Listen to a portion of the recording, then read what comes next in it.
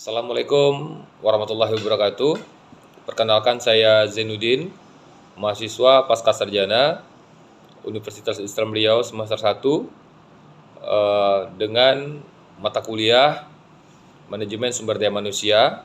Dosen pengampu yang saya hormati Ibu Profesor Dr. Hajah Sri Indrastuti. Baik, saya akan mencoba menjawab soal nomor 1. Kinerja dalam sebuah instansi, kebetulan saya bekerja di Dinas Pemuda dan Olahraga Kota Pekanbaru. Artinya kinerja kawan-kawan juga sangat dipengaruhi beberapa faktor, diantaranya itu memang kemampuan atau keterampilan pegawai tersebut. Artinya kemampuan ini memang mereka ini mempunyai soft skill sendiri, memang sudah ada pada diri mereka masing-masing. Kita juga menempatkan pekerjaan itu kepada mereka sesuai dengan kapasitas mereka masing-masing, sesuai dengan kemampuannya. Artinya adalah ketika pekerjaan diberikan, maka terukur hasil daripada kerja mereka. Kemudian ketersediaan fasilitas juga sangat mempengaruhi dalam teman-teman menjalankan aktivitas, ya, seperti infrastrukturnya. Kalau mereka itu banyak di lapangan, tentu transportasinya juga kita perhatikan. Dan kemudian kalau teman-teman banyak di kantor, tentu kepentingan atau keperluan-keperluan untuk fasilitas kantor juga dicukupkan agar pekerjaan-pekerjaan dapat diselesaikan sesuai dengan waktu yang disediakan. Kemudian motivasi pimpinan itu juga sangat dibutuhkan dalam proses kelanjutan dari sebuah pekerjaan, karena memang kami cukup bersyukur di Dinas Pemuda dan Olahraga pimpinan cukup dekat dengan teman-teman yang bekerja di Dinas Pemuda dan Olahraga, sehingga teman-teman menyadari bahwa tanggung jawab pekerjaan mereka juga pertanggungjawaban mereka terhadap pimpinan, karena memang sudah terbangun chemistry antara bawahan atau atasan atau pekerja dengan tempat mereka mempertanggungjawabkan pekerjaan tersebut. Kira-kira itu yang membuat emosional dapat terbangun. Selain itu juga volume pekerjaan yang diberikan oleh pimpinan juga cukup terukur. Artinya tidak memberikan pekerjaan di luar kemampuan kawan-kawan bekerja seperti jam bekerja atau semacamnya. Jadi kalau masuknya jam 8 pagi, maka pulangnya sesuai dengan kontrak kerja teman-teman, sehingga tidak ada yang merasa terpaksa dalam menyelesaikan sebuah pekerjaan.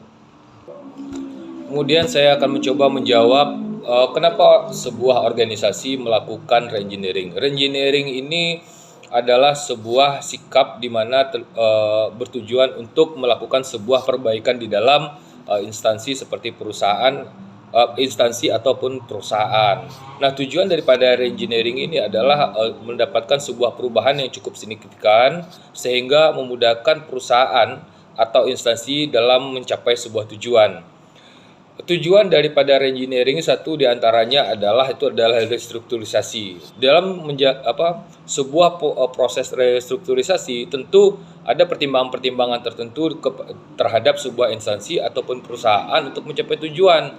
Misalkan perusahaan yang sudah sukses melakukan reengineering dan kemudian melakukan restrukturisasi dalam sebuah usaha ataupun perusahaan mereka, katakanlah semacam perusahaan besar seperti PT Pos, BUMN. PT Pos dulu kita kenal sebagai perusahaan penyedia surat menyurat dan kemudian menjual perangko. Nah, hari ini PT Pos sudah mempunyai kargo dan kemudian PT Pos juga bergerak di bidang perbankan, di mana kita lihat sekarang sudah ada Postpay dapat melakukan transaksi uang dan kemudian kebutuhan-kebutuhan keluarga seperti pulsa dan pembayaran-pembayaran lainnya. Hal itu juga terjadi di tubuh Mandiri Bank. Dulu Mandiri Bank mungkin orang simpan pinjam saja, tapi hari ini tidak. Bank Mandiri sudah terus berinovasi sehingga dapat dirasakan sampai di kalangan masyarakat terkecil, seperti adanya Mandiri Link yang mungkin berkiblat kepada atau mencontoh kepada terobosan dilakukan oleh Bank BRI. Nah, artinya restrukturisasi ini bisa terpola dari proses reengineering sebuah sikap yang dilakukan perusahaan untuk kemajuan atau capaian sebuah perusahaan. Karena memang persaingan digitalisasi itu cukup luar biasa, sehingga memang harus hadir terobosan-terobosan yang luar biasa dari sistem yang ada di dalam sebuah perusahaan atau instansi tersebut. Baik, saya coba lanjutkan untuk menjawab pertanyaan nomor 3. Analisa instansi tempat saudara bekerja dengan menggunakan Boston Consulting. Di dalam Boston Consulting itu, analisis Boston Consulting ini atau BCG merupakan sebuah model analis untuk memetakan produk perusahaan berdasarkan tingkat pertumbuhan industri dan bangsa pasar relatif terhadap unit-unit bisnis yang berbeda dalam perusahaan. Nah, saya bekerja di Dinas Pemuda dan Olahraga. Oke, saya coba mencari persamaan saja. Jadi di Dinas Pemuda dan Olahraga itu, kita melakukan rekrutmen atau penambahan tenaga harian lepas itu sesuai dengan kebutuhan. Kebutuhan apa? Pertama, ketersediaan anggaran. Yang kedua, kebutuhan dari sebuah pekerjaan.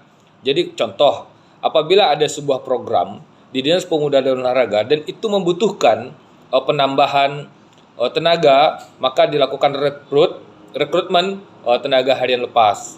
Dan ini juga terukur sesuai dengan kapasitas. Pertama, memang keterampilan dari si calon pekerja. Yang kedua, fasilitas juga harus mendukung fasilitas yang akan kita berikan. Jadi berbanding lurus, pertama kita melakukan rekrutmen, tujuannya untuk mensukseskan agenda instansi. Yang kedua, memang memberikan kenyamanan terhadap pekerja yang berada di instansi Dispora Kota Pekanbaru. Nah, kira-kira itu yang dapat saya sampaikan. Terlebih dan kurang, saya mohon maaf yang sebesar-besarnya. Demikian yang dapat saya paparkan.